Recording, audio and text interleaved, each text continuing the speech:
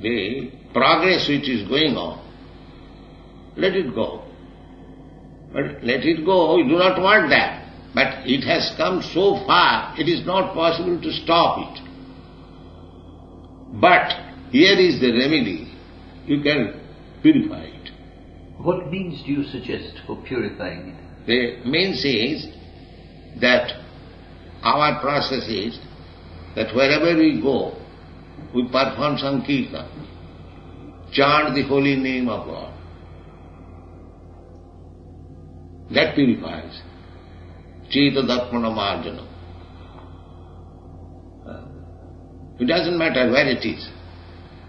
Even if we can go to the factory, anywhere, we can go to the hell. Even. But this process, it is a very simple thing. Chanting the holy name of the Lord. So, what possible objection can there be? Suppose if we go to a motor car factory and we ask them, please give us some chants. We shall chant here the holy name of the Lord. What is the possible objection? You are a very thoughtful man, you can say. I don't see the point. There cannot be any objection. No. Yes. Let us get these chants. Simple matter. Let us go everywhere. Hell and heaven, it doesn't matter. Let us have this chance and speak something about God. That's all. And we don't want anything from Him in exchange. That He give us some money. No, we don't want. If you give us something, welcome. It will be used for Krishna's service. But we don't demand anything. That first of all give me $100, then I shall go. No. So, from the other side, there is no loss. But if they give us the chance for persecuting, pursuing this Hare Krishna movement, everything will be purified. Cheta Darpana Marjana, Bhava Mahadabhagni, all problems will be solved. This is the beginning.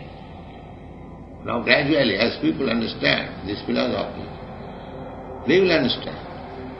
They will understand. If they simply give us the chance, sthane sthita, let them remain in that position. You don't disturb. You don't disturb. Sthane sthita srutigatan tanuangvanu. We simply, they will kindly give their oral reception, what we are speaking. Well, Divine Master, it's not altogether clear to me how the chanting is going to affect the pollution. How do you see that? It is a purificatory process. Pollution means impure. So if you purify, then there is no more pollution. It's like infection. You have got some disease, infection. If you give some vaccine to purify the body, the infection is gone. It is like that. It seems that there's a difference in the usage of this word pollution. I think there's a difference in the way the word pollution is being used. Whatever meaning you may do. So, for instance, if it is used to indicate air pollution, then how the chanting will affect that? Yes, it will affect. He's asking how. How that you do not know, you'll have to realize when you give us the chance. But if you give us the chance, there is no loss on your part. But you'll practically see how it is rectified, how it is. Pollution is to some extent a result of materialistic activity. The pollution is to some extent the result of material activity, which will cease when the spiritual. Yeah, there are so many things.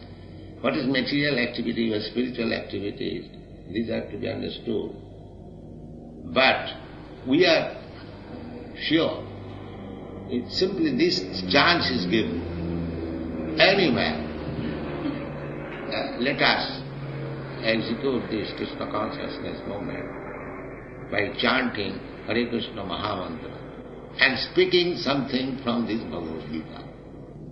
We are getting practical result, just like you are describing in the communist country.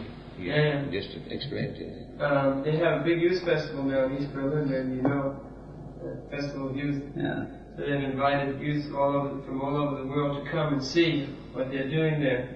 So some of our devotees went there just last week, and they reported to me that at every moment during the day that they were there, they were surrounded always by at least 300 young people who simply stood taking notes and asking questions about this Krishna consciousness. They want to know what is this Krishna consciousness, what they're doing. That means that there's some dissatisfaction. They want something substantial, and they're getting it from Krishna consciousness. This philosophy is substantial, it's practical. They're hankering for it. Their so-called communist philosophy is not perfect, it's imperfect. They were communist youth who were surrounding the people. Yes. They were surrounding our devotees and asking questions and taking notes and taking addresses. But the people who are at the conference are not all communist youth, are they? Well, whoever they may be, they've gone there with some interest about communism. Otherwise they would not go there. So, this Krishna consciousness, actually Krishna consciousness is perfect communism. Prabhupada always explains, because communism, so-called communism, they give advantage only to the human being, but not to the animals or the other living beings. But Krishna consciousness is pure, genuine, absolute communism, because we recognize that the Supreme, everyone should work for Krishna, everything should be utilized for Krishna. So Krishna is the Supreme Head of State. If everything is utilized for His purpose, His service, just like Krishna says, whatever you do is work, whatever you eat, whatever you give away, you do it for me. The same philosophy, communist philosophy, is everyone works for the state will distribute, right? So, but it's imperfect. But here's the perfect thing. Krishna, He's the Supreme Creator, He's the Proprietor, therefore everything must be used for His pleasure. Then it becomes perfect communism. Instead of making the state center, make God center. Do you think that the Christian monasteries practiced this in the past? Or perhaps even today? Well, today, no one is practicing it. Otherwise, why people are leaving the church? No one is in the monastery, no one is in the church. They're abandoning it because there is no center. As soon as there's a center, it will carry weight. Just like a wheel, if there's a hub, it will carry weight. I have not abandoned the church. I have embraced it. Anyway, our point is, we're speaking in general. In general, because the center, factually the center, God is missing. Somehow or other, He's missing. Therefore people are also giving it up. They can't take it. Because it's not practical. Krishna consciousness is practical. It's not a sentiment or a dry philosophy. It's a practical philosophy of life, absolute philosophy of life. How to do everything without any pollution, without any contamination. Just like we're experiencing by our so-called advancement, that we've created so many modern facilities for comfort, but the result is, alongside, simultaneously, there's an equal disadvantage. Just like you create a motor car, but you create air pollution.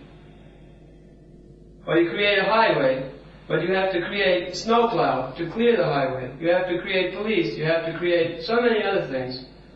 But there is list of accidents, injuries. Yeah. Just like yesterday, Mahadev's parents came here, his mother came here along with a Jesuit family priest, about 60 years old. And she accused us that we'd come and kidnapped him out of the university. And we said, actually, we didn't kidnap him. He came to our temple and didn't want to go away, which is what happened. She said, well, that's because he took some LSD and he had a false religious experience. So then I asked the Jesuit priest, if your religious experience is as pure as he had just been saying, then why was this boy trained up in a Jesuit school seeking after spiritual life from a false religious process? Why was he taking LSD in the first place if his religion was satisfactory? And he couldn't answer. He said, well, there seems to be some kind of a spiritual, spiritual lack or spiritual spiritual something at this time, spiritual lack at this time for some reason. But he would not define it that he was unable to fill that spiritual lack by his process.